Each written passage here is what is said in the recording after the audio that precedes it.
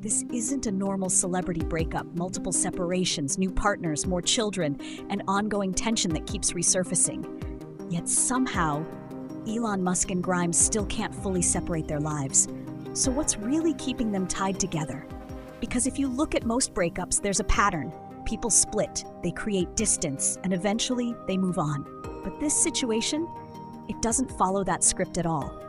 Every time it seems like things are over, something pulls them back into each other's orbit. And the reason isn't simple. Let's start with the foundation of their relationship. This wasn't built on stability, it was built on contrast. On one side, Elon Musk, a man driven by scale systems and long-term vision.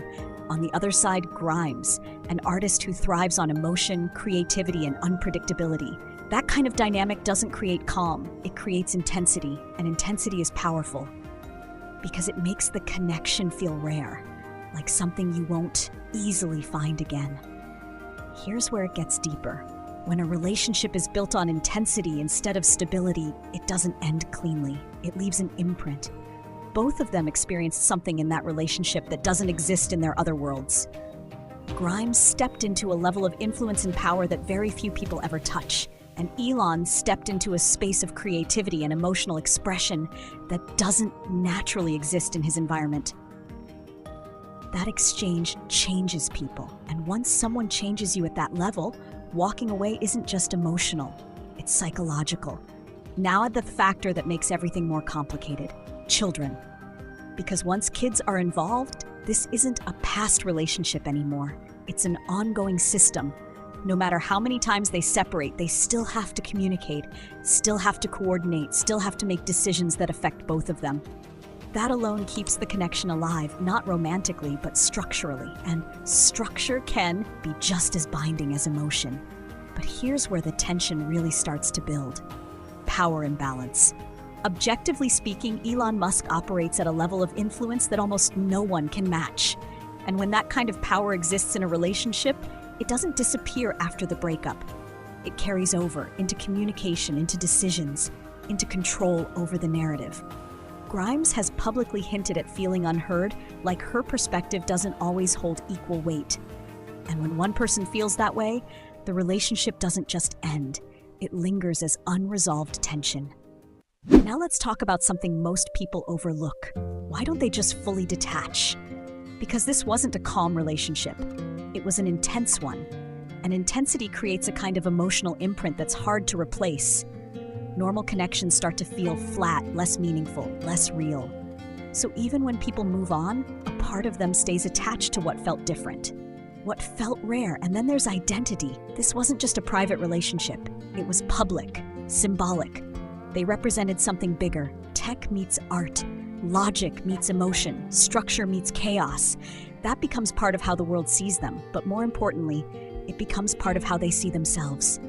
So letting go of the relationship also means letting go of that version of who they were, and that's not easy.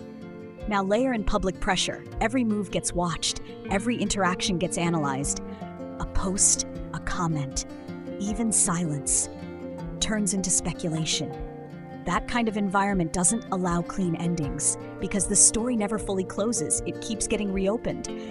And when something stays active in the public eye, it tends to stay active emotionally too.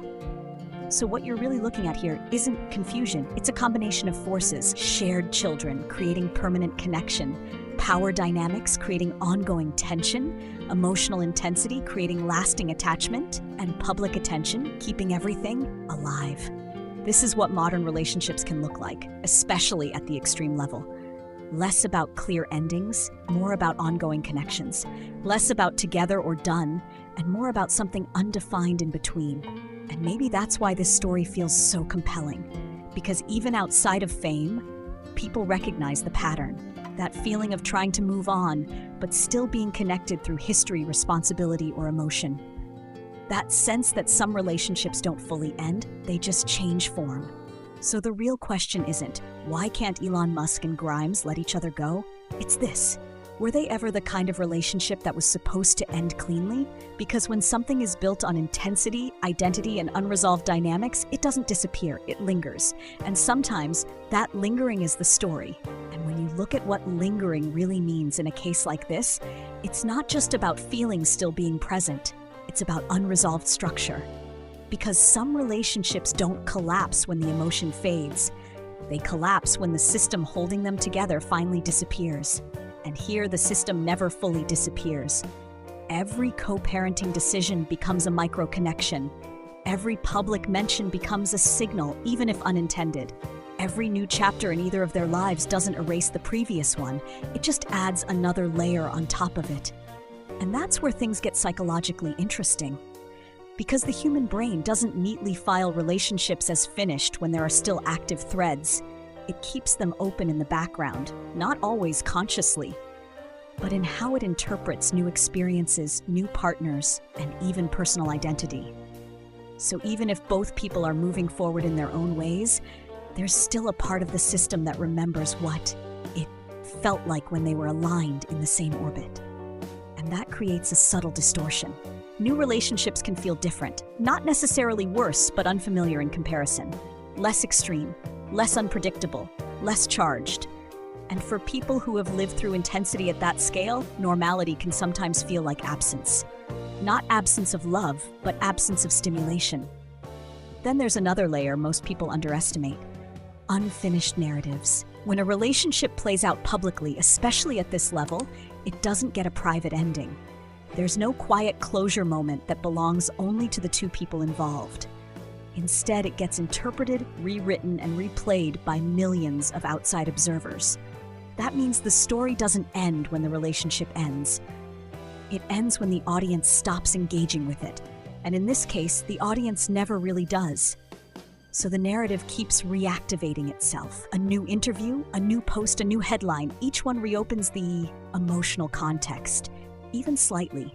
And over time, that repetition creates something subtle but powerful: continuity without resolution. Which is why this situation feels different from a typical breakup story. It doesn't behave like a closed chapter, it behaves more like an ongoing series with shifting dynamics, sometimes distant, sometimes overlapping, sometimes completely separate, but never fully erased. And maybe that's the real answer hidden underneath all the speculation. Not that they are meant to be together or apart, but that at this scale, where personal life, power, identity, children, and public narrative all overlap, relationships stop functioning as simple beginnings and endings. They become systems. And systems don't end cleanly. They evolve, even when the people inside them try to move on.